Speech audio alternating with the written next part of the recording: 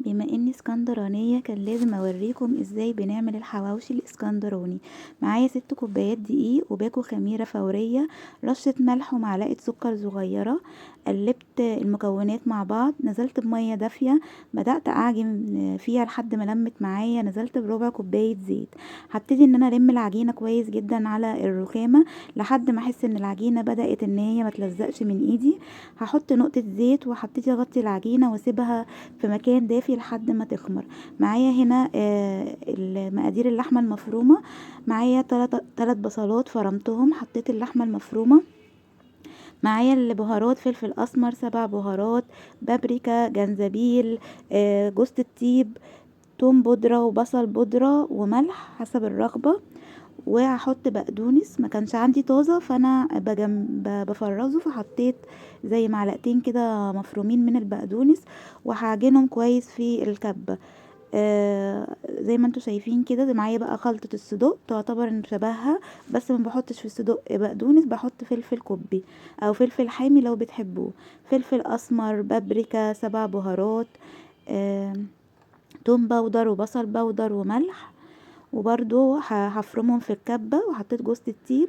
لو حد مش حابب انه يفرم الصدوق ويقطعه قطع صغيرة مفيش مشكلة. غطيتهم وسبتهم لمدة ساعة لحد ما يختلطوا مع بعض الطعم. معايا بقى العجينة خمرت اهي، ببتدي افرغ الهواء منها واقسمها لكور صغيرة لحد ما يبقوا كلهم نفس المقاس. بعد كده ببتدي ان انا احط نقطة زيت في الصاجة اللي هدخلها في الفرن.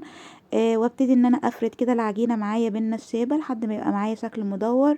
احط اللحمة المفرومة عندي بالطول، لو حابين تعملوه رغيفين فوق بعض مفيش مشكلة، نفس الطريقة، بس هتحطوا تفردوا سندوتش تاني وتحطوه فوق العجينة.